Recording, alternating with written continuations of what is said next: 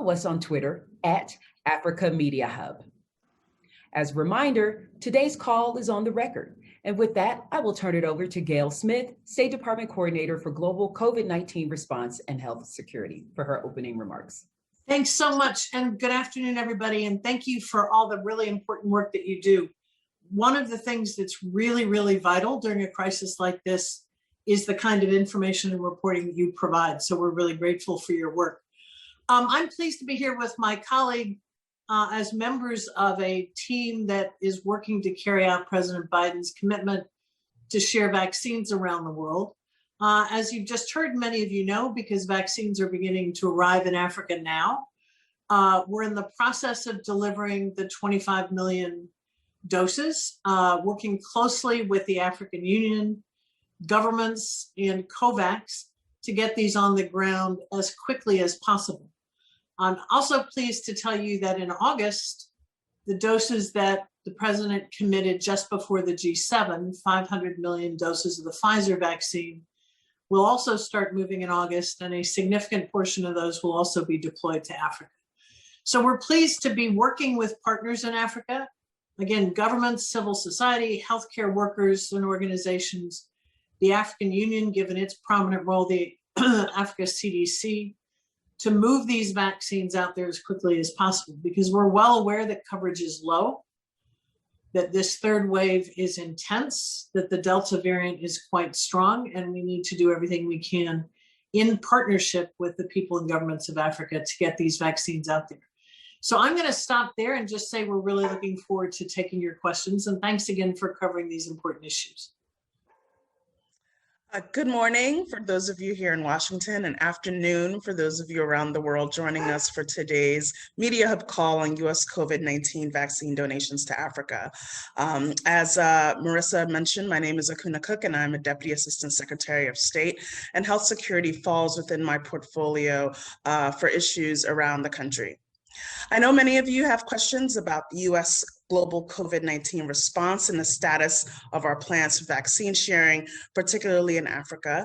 And I will say that we are pleased to be delivering safe and effective vaccine doses across Africa and the world, with the first vaccines being delivered to Djibouti, Ethiopia, Burkina Faso, Gambia, and Senegal, with many more to come later this week and over the coming weeks and months. And this is just the beginning. Our response is but the latest in a long record of U.S. cooperation with African partners in enhancing Africa's health security, whether through PEPFAR, the President's Malaria Initiative, the Global Health Security Agenda on Ebola, maternal and child health, and so many other areas. All of this is part of our commitment to Africa's health infrastructure, an infrastructure that is helping us meet the demands of this COVID response. Extensive U.S. investments in sub-Saharan Africa in health, over $100 billion over the past 20 years, have saved millions of lives, but more importantly, have strengthened the resiliency of health systems. Around 2/3 of U.S. foreign assistance to Africa remains focused on the health sector. Africa is a priority for this administration, and we are proud of the resiliency that African nations have demonstrated in the face of this pandemic. We remain committed to staying a leading partner in African countries' response to pandemics and infectious disease outbreaks. And with that, I thank you and look forward to your questions. Thank you, Ms. Smith and Ms. Cook. We will now begin the question and answer portion of today's briefing. For those asking questions, please indicate if you would like to ask a question by clicking the raise hand button. Alternatively, you can type your question directly into the Q&A tab. Please type in your name, location, affiliation, along with your question. We ask that you limit yourself to one question related to the topic of today's briefing: partnerships and U.S. leadership and contributions in the global effort to control the COVID-19 pandemic. We have received some questions submitted in advance by email, and journalists may continue to submit questions in English on Twitter and via email to afmediahub@state.gov. Please be considerate to other journalists on the call and make your questions as brief as possible in the interest of time. Our first question will go live to Mesfin Bezu of Ethiopia. Mesfin, please ask your question and state your affiliation. Thank you. Can you hear me? Yes, we can. Please go ahead. Okay, thank you for giving me this chance.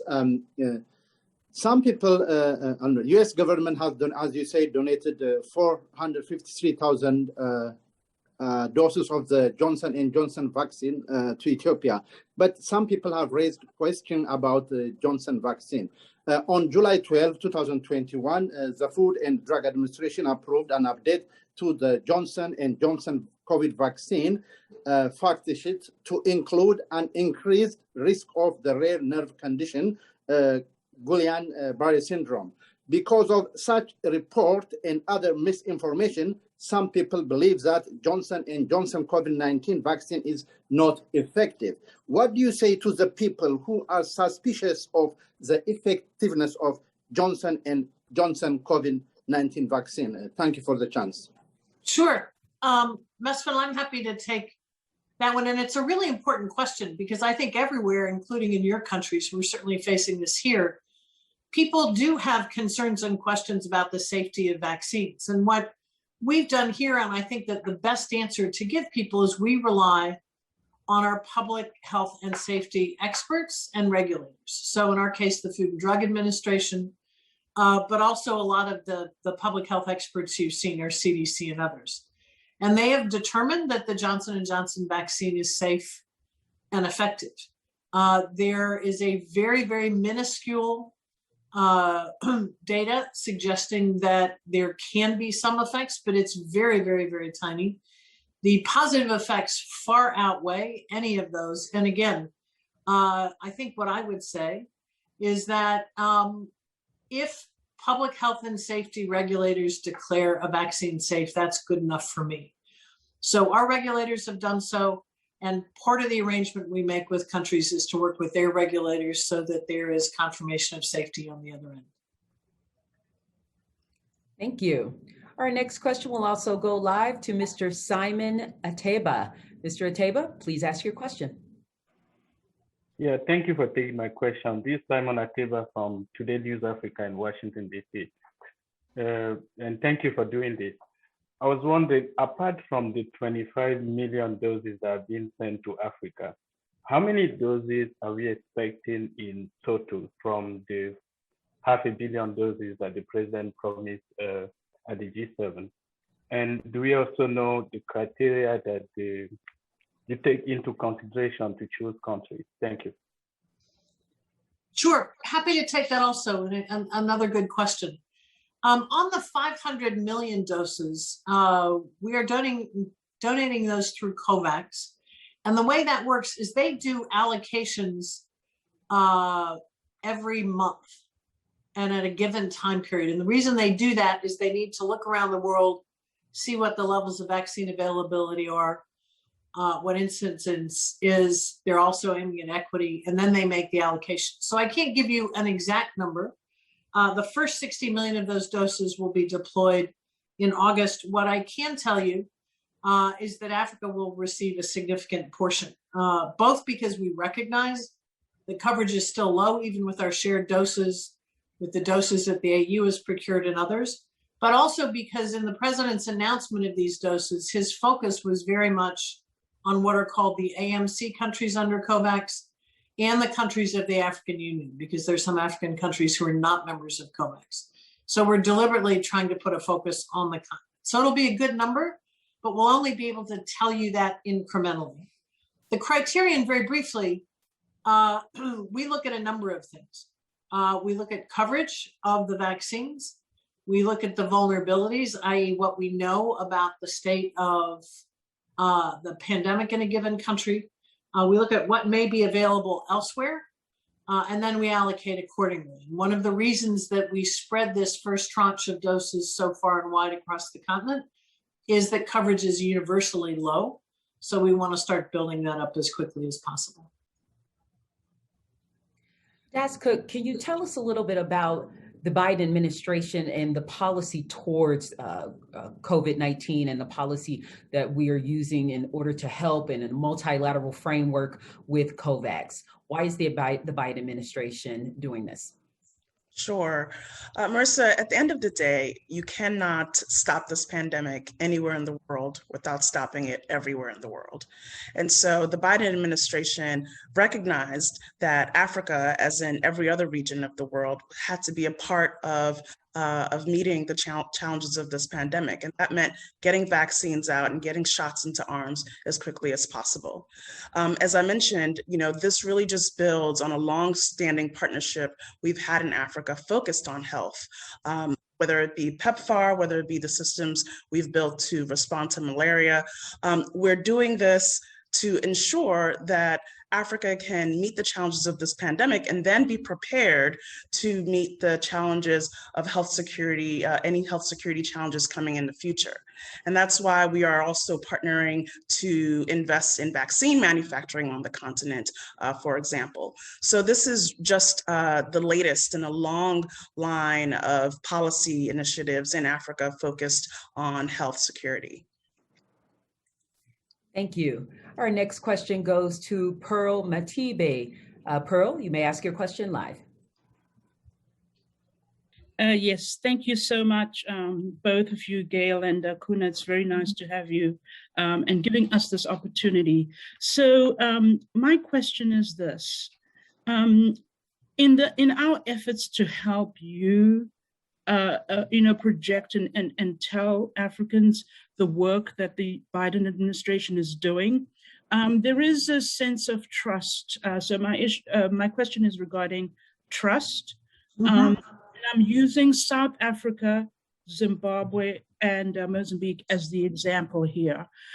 South Africa has just gone through a tumultuous few days with the violence erupting. I would like to understand from you, how can we help overcome? There's an element of distrust of the United States. President Ramaphosa has addressed the nation a few times and has mentioned in his remarks that the West, he didn't mention a country, are hogging vaccines. I've taken a look at the Gavi website, and I don't yet see a rollout to South Africa. On the other hand, we have Zimbabwe, which seems to be preferring the China-Russia vaccines. And in Mozambique, we've had just reports of 10,000 refugees being sent back from Tanzania across the border. So how are you overcoming these challenges? How can we help you as we try to overcome this element of trust within Africa, what the US is doing? Thank you so much. Let me very briefly say something with respect to the vaccines on this, and Akuna may want to add. As the president said, we are doing this with no strings. We are not asking governments to take a position in our favor in the Security Council, to buy our goods, to do anything else. Much as we have done with all of the other investments we've made in Africa's progress on health that Akuna illuminated. Our intent here is very clear. We want to see Africa defeat this pandemic. We want to see Africa be resilient and to thrive. So there are no strings attached is, I think, the first and most important message that we can offer. We are delivering vaccines across the board. As to Gavi's allocations, I would refer you to Gavi, but what we are trying to do is make as many vaccines as possible available as quickly as possible. And as Akuna said, this is only the beginning. So I think it's also fair to say judge us by our actions and see what we do. And if anybody wants to contrast it to what anybody else does, they're free to do so. Das Cook, would you like to add something regarding the mistrust and perhaps even disinformation on that? Right. Yeah. I mean, I think Gail's comments cover a lot of this, which is that we have long been partners of Africa, and our assistance is really about being good partners to Africa. It's not about coercion or influence. It's really about wanting to make sure that our African partners are resilient and are able to have a strong and healthy future in this increasingly interdependent and interconnected world. Viruses don't know borders, right? And so it is clear to us that defeating this pandemic everywhere, including in Africa, is essential. On mistrust, I think, we as the United States, we see ourselves in a leadership position. That's why we are sharing these vaccine doses that we have available. And we're trying to do it as quickly as possible. As Gail mentioned, there are a number of logistical factors that factor into how many allocations go when, where, and when. But we are working tirelessly and seemingly around the clock to make sure that we get these vaccines out as quickly as possible to all of the countries that you mentioned, Pearl. But thank you for the question. Thank you. Next question, we will go live to Michelle Murray from Mauritius. Michelle, please ask your question. Michelle, are you on? Okay, I see. Can you hear me now? We can hear you now. Please go ahead. Excellent. Okay, good afternoon. I'm actually from the Seychelles Broadcasting Corporation. And my question relates to the fact that Seychelles, as a small island developing state, we've been spearheading the vaccine campaign locally since January. And we've been using several vaccines, the Sinopharm, Covishield. So I would like to understand whether the vaccine donation from the US to the African Union, is it meant to complement already the vaccination campaign that certain countries have put in place? Because there is an element of several of the vaccines that are being used in the Seychelles. We can see at the level of Europe, for example, they are not being recognized, especially in terms of travel. So I would like to understand from the position of the government of the United States, the vaccines being given to the African Union, is it meant to complement already the vaccination campaign underway and the other vaccines that are being used and being sourced from other countries? And maybe just a clarification is what kind of vaccine is actually, because maybe I missed that, what kind of vaccine is being given to the African Union? So a couple things. The kinds of vaccines that we are providing are Pfizer, Moderna, and J&J. And there's an entire process in actually sharing vaccines. It's not quite as easy as us just putting them on a plane and sending them and someone picking them up at the other end. We go through a detailed legal and regulatory process with host governments to make sure that that vaccine is approved in a given country, because each country does its own approval process, and so on and so forth. So it's anticipated that these would complement existing programs, and that, where we can be consistent, if a country is already using Moderna, if we can provide Moderna there, we try to do that.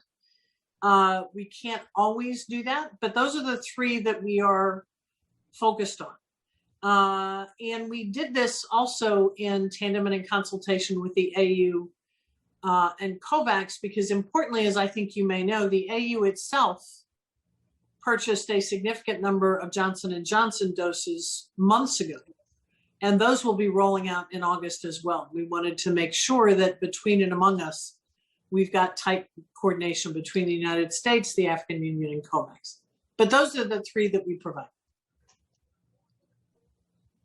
Thank you. Next question will go to Diana Ngon, who typed in a question in our Q&A. She was a reporter from City FM TV in Ghana. I want to find out the criteria used in selecting beneficiary countries. Secondly, what is the long-term sustainable plan for the vaccine donation? I will take that. Our criteria are predominantly public health criteria. But again, globally and with respect to Africa, one of the things we want to achieve, since coverage is universally low, is to make sure that we can help as many countries as possible start in earnest a vaccine regimen. Our plan, as Akuna said, this is just the beginning. We're going to continue to share doses. We are pressing other countries to do more, whether through financial contributions to COVAX or sharing their own doses to bring those online as quickly as possible. And we have Pfizer and AU doses coming on in August. So we are expecting, but we're all going to have to work at this, an increasingly regular supply. But it's going to take a lot of time and energy to do that. Let me just mention quickly, one other thing we're doing is that We believe that for now and for the future, it's important that Africa produce vaccines for its own consumptions, rather than being dependent on having to import those in the majority of its medical requirements. So we are investing through our Development Finance Corporation right now in South Africa and Senegal in increased vaccine production, and we'll be making other investments, again, to help increase the number of COVID vaccines available, but to increase over time Africa's ability to produce its own vaccines. Thank you. We're going to go to another question in our chat, but before we get to Mr. Kennedy Abate from Ethiopia's question, a question for you, Das Cook, again, regarding the Biden administration, and how is the administration working to handle the priorities, especially in Africa, when we have issues related to terrorism in the Sahel, we have issues in Mozambique, we have several other factors that truly weigh in how this vaccination plan has been rolled out. What is the Biden administration's plan to prioritize this vaccine distribution and donation? Thank you for that question. Health security and getting this pandemic under control is priority number one for the administration. We are, of course, facing a number of challenges. So we have this pandemic that we're trying to get under control. We have this climate crisis that we are trying to handle. Of course, an economic recession that is a result, partially a result of the pandemic, in addition, quite frankly, to a democracy crisis here at home and around the world. And so when you look at all of these myriad challenges that are facing us right now, we can't really move forward on any of these until we get the pandemic under control. And that is why the Biden-Harris administration has been singularly focused on making sure that we get vaccines out as quickly as possible to as many countries as possible. And that, of course, includes Africa. We've been working through the African Union because of some of the logistical challenges that we can address by working through the African Union, but also because we understand that multilateralism is important in Africa and to its future. And so we are working in partnership with the African Union, with African countries, as we've mentioned a few times on this call, to make sure that Africa is prepared for the future pandemics that might be coming down the line. So that's actually a good lead in to Kennedy Abate's question out of Ethiopia. He writes, in addition to providing vaccines, does the United States believe in providing licenses for poor countries to produce vaccines locally? Don't know if licensing is the terminology that we're supposed to use, but please, Ms. Smith. Yes, no, the administration is on record in support of voluntary licensing. So yes, and again, as I said earlier, one of the things we think is really important, if you look at the data, Africa imports a huge percentage of its requirements, not just for vaccines, but also therapeutics and medical supplies. And that's a vulnerability.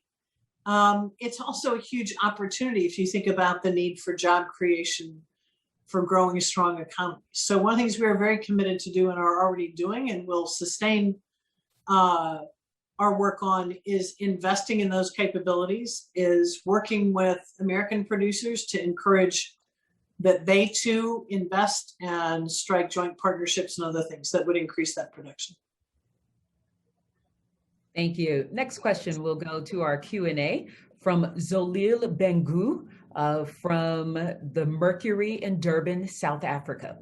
Good afternoon. What advice would you have for the South African government on accelerating their vaccine rollout campaigns? Are you planning to assist Africa on any other vaccine campaigns that have taken a backseat because of the COVID-19 pandemic? Yeah, I'd say a couple of things. We are very eager and actively working through USA, Gavi, and our country teams to make sure that regular immunization, particularly for kids, doesn't decline in the face of the pandemic. We've got to keep that going because we know how many lives that has saved and how many kids and teens and adults are around today doing wonderful things because of the availability of vaccines. So we're actively working to do that.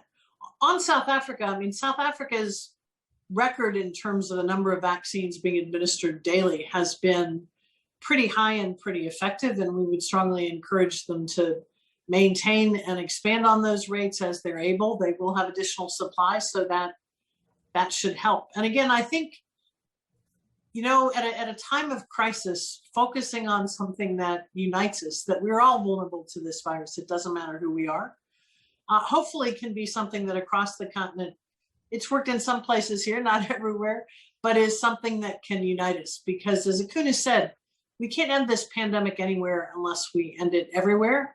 And that's also true for people and individuals. The virus just wants to get to all of us, regardless of who we are. So we got to work together to make sure it doesn't. We're going to go to a few live questions. I see some hands up as we almost get short on time. Let's go to Like Tawele out of Ethiopia. Like, please ask your question. Like, you may ask your question.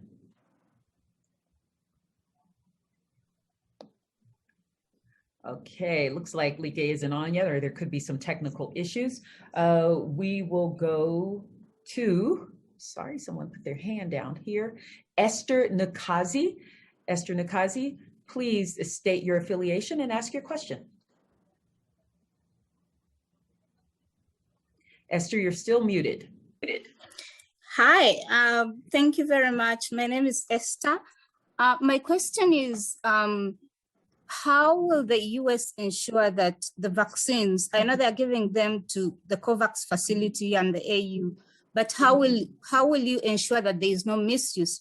Because sometimes we'll have people who are corrupt or not using the vaccines very well, and this will impact on availability definitely and how much we can get into the country. So even if the COVAX facility has its own mechanism, the US aid, the way it operates, does not tolerate corruption and that kind of thing. So is that same model being replicated on the vaccines? Thank you.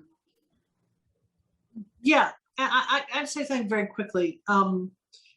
The vaccines are shipped to governments. I think many of you will see or have seen the actual arrival at the airport, where we've got people from the United States along with your compatriots out there for the arrival. It's pretty exciting to see. Our expectation, as with any assistance we provide, is that governments will handle it with transparency and accountability. And I also think this is where you all come in. If you know a country has vaccines, I think tracking how many vaccines have been administered, where they are, how it's going, I think there are ways you can hold governments accountable, but also ways you can be very helpful to governments to counter some of the hesitancy and other challenges that they'll face as they try to administer. Thank you. Ladies, if you would indulge us, I'm going to ask your permission for about 5 more minutes. I see that we still have some hands up, if that's okay with you. Okay, I've got another meeting, but I will stand for a couple minutes. We'll wrap it up. Sorry about that, everybody. Go ahead. No worries. A question from Politico, Carmen Pound. Carmen asks, I know that there are few African countries not expected to get vaccine doses from the US donation. Can you say which countries those are and why they will not get vaccines? No, I'm not going to say who's who, but what I can share with you is that we, together with COVAX and the AU, are doing everything we can to make vaccines available to every country in need of them. There are some African countries that are not members of COVAX, and since we are working with COVAX to move these vaccines, they would have to go through a bit of a process to go through those procedures, which provides a lot of the regulatory and legal framework needed to move the vaccines. But in the vast majority of circumstances, the response that we, COVAX and the AU, have had from countries is absolutely welcoming the offer of vaccines, which is the way we do it. The offer is made, a country can choose to accept or not, and the overwhelming majority have accepted. That is all the time that we have. Ms. Smith, Ms. Cook, do you have any final words? Just stay tuned. This is just the beginning. There will be a lot more deliveries. We're going to stay on this in partnership across the continent. And again, just thank you for covering this issue. It's really important. So keep it up. I used to be a journalist 100 years ago, so I'm a big fan of what you do. And over to my friend and colleague Akuna, without whom we could not do this. Well, thank you, Gail, and thank you, Marissa, for being a part of this briefing, and also thank you to all of you for joining us. You know, we can't build back better alone. We've got to do it with the entire world, and of course, that includes Africa, which I know is near and dear to all of our hearts. And so, very much looking forward to much more cooperation, much more ability to see vaccines rolling out, and I am looking forward to the day when we can finally say we've defeated this pandemic. Here and in Africa. So thank you to all of you. And have a live press conference together. That concludes today's call. I want to thank Gail Smith, State Department Coordinator for Global COVID-19 Response and Health Security, and Akuna Cook, Deputy Assistant Secretary of State for African Affairs, for joining us. And thanks to all of you, our callers, for participating.